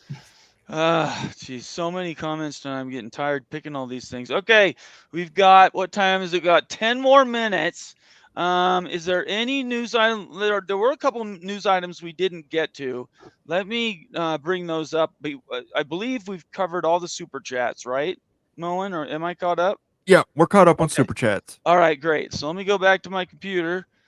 And there were a couple other stories. So I put the link, and I'll do this again. I put the link to this article if you're interested in it. It's in the comments section. I suggest you look it up after the show ends. Okay. Let's see here. Brett McMurphy. Let's see. Oh, yeah, North Carolina governors. So this is the other thing that we heard about news today. The UNC governors, everybody knows there was legislation that was tying North Carolina State and North Carolina together, pretty much to protect each other in case something comes up and one of them may need help or wants to leave. And so they did this organization so nobody could basically come in and steal their school like a USC overnight. And just today, all the power that rolled up to one guy, the administrator, now has the rights to take in money. And you correct me if I'm wrong, but they'll take in their money revenue projections for the two schools, and then they need to decide if this discrepancy is too far apart for them to proceed to sort of go to different conferences. Does that sound right? That sounds right. Immaculate. Can you confirm? That's what they talked about before. That they would look at the numbers of any potential move in order to decide on whether they think it's a good idea. Now, that's a great explanation, and maybe that is exactly what they do. But essentially, they can just say no. Yeah. They don't. I mean, they gave themselves this power. So who's going to come along if they just say no and say you can't do that? I mean, they gave themselves the power, so they can come to their determinations however they actually want to, despite whatever they tell us. Moen or Ute? I Yeah, think this I is just wanna- amusing. Go ahead, Mo. Yeah, I just want to put out something. It's absurd. The most absurd playoff format I've ever heard of is flipping a coin. Yeah. It's exactly right. I mean, Oh my gosh. are we going to have a case of Carolina money? Yeah, I believe so. Yeah. Yeah, we I got think that's Calamari. what- We're going to have yeah. Carolina money. That was happening here. So this is sorry, go ahead. I was just going to say this, to me, this is them pressuring the SEC, saying you should take both of them together, because when it comes down to if this all comes down to University of North Carolina having an opportunity to go to either the Big 10 or the SEC, we're going to look at the numbers of an SEC move and a Big 10 move. And remember, this is the Board of Governors. They're not just looking at football money. They're looking at all opportunities for a university. So Right. they're going to look at a Big 10 bid versus an SEC bid and everything that's involved with that. And what do you think that they're going to come back with? So to me, this is the board looking right at the SEC saying, you better take both. That's what this means to me. It may be what they mean and intend. I don't believe it happens, but Yeah, who knows? The SEC. Why would the SEC do that? I don't Why think in they Yeah, the would. world I'm would not the saying they SEC will. take NC State? Yeah, That's I a don't great think so. play and stuff. But then if I'm the SEC, no way. Show me the money. Oh, Sure. North Carolina State, Exactly. you can't even warrant half that. No. Exactly right. No. I'm not saying it works. I'm saying that's what I think they're doing. Because That- otherwise it's just kind of, The piggyback doing? argument. All right. Well, guys, we are just at the fringe of 2 hours. I'm going to go around the horn. Everybody give a chance to sort of sum up what you came to, not only in this show, but the rest of the week, and let everybody know kind of what we can be looking for in the coming days. Let's go with you. Let's start with you. I was going to say Pickles. That's no good. Go ahead, Becky. Yeah. So I mean, big thing is the playoff committee deciders. It's a complete another, pardon my French, shit show. They don't know what they want to do. Nobody knows. We're just kind of like hanging out there. Yeah, like we're as close to trying to figure out who potentially could be a target to the two conferences as we were, 7 years ago. No, I mean, all honesty, like everything is on the table, and I think that shows this week. Everything has come out, and we'll know more in the next month. It's just a patience, it's just gonna have to be a patience game. For me though, we have Big 10 West Mafia on Monday night, 5 o'clock Pacific, 8 Eastern. Join us. We'll discuss the big, the West Coast 4, and how all this news this week really kind of affects them in any way. Also, spring practices are starting for Washington and USC next week, so we'll kind of get into that a little bit too. Thank you very much. It's been great to see you and Pickles grow that show. This is the 3rd week, right? So you're right there, just plugging along. We're real proud of you. Thanks. Can you stick around after the show too, by the way? Oh yeah. Or do you have to go? Okay, that'd be No, good. Just a few minutes. Ute. Georgia Tech, Rambling Wreck, freaking Yellow Jackets, Big Freaking Friday show. Georgia Tech, Georgia Tech, Georgia Tech. Evidently, Ute's not driving tonight. Thank you very much, Ute. We appreciate you being here. Let's be honest. NC State is not getting into the Big 10 or the SEC. I'll eat this hat if that happens. I will eat this hat right here. I won't eat that hat, but I'll eat a piece of candy or something. There's no way it happens. Sergeant I agree with you. Sergeant Pickles, who is not only a member, but is a contributor part of our society at the Big 12 Mafia, College Football Mafia shows, and his going to give us a $4.99 super chat. So he's basically paying it forward himself. We'll outline it on Big West Mafia, which is what Becky just spoke about. But I have a postseason that keeps the same number of games, 43, but only 48 teams versus 84. Highlight in 8-team 5AQ playoff. The master of the matrix. So can somebody tell me what that means in English, please? It means Pickles, you're too smart for me. You work for Boeing, man. Pickles is the master of the matrix, so I would tune in on Monday. That's a teaser for Monday to see how I'd this get his all works explanation. out. Yep. Okay, well that answers it then. Moen, did you have anything you want to say? Go Buckeyes. Go Buckeyes. Go Buckeyes. I love it. Go Buckeyes. See you on Sunday. Sunday at 8 p.m. for Moen After Dark with my boy Immaculate. Yes, sir. We do not have any matrices on that show. Matrices. No matrix. Matrices. All right. Yeah. Immaculate. Well, I would just like to thank your Mark. Yesterday I said, prepare to see the Big 12 response today. And all day I sat and watched and waited and said, where the hell is he? Why isn't he saying anything? Why don't we have this response? And lo and behold, what time was that, Becky, when that article finally came out? That was 5 o'clock. Good Pacific Lord. time. Anyways, thanks ESPN for making us wait all day long for something that they probably knew at 9 a.m. But yep, just stay in touch. We're going to watch this play out as we're seeing it day by day by day. I'm kind of having fun kicking back and watching this. I'm not taking any of this too seriously. I don't think we're seeing any finales. So just keep up with it, and we're going to see, what comes in next weekend. I'm looking forward to talking with Moen about it on Sunday. Hey, just as a challenge, we're getting all these super chats. If you guys want us to keep going, give us super chats. I'll stick around for some little extra money. Let's see here. Mooncat, one of our members, again, another super chat, says, excellent show. I enjoyed it. Let's all have a drink together before our next episode of For Monday. For Sunday. Oh, sorry. For Sunday, what's BTW? By the By way, the way, By the way, Walgreens sold out of Blackberry Crown within 2 hours. I didn't even know you could get that. Not in I didn't know that Utah. was a thing. Can't get it Yeah. in Utah.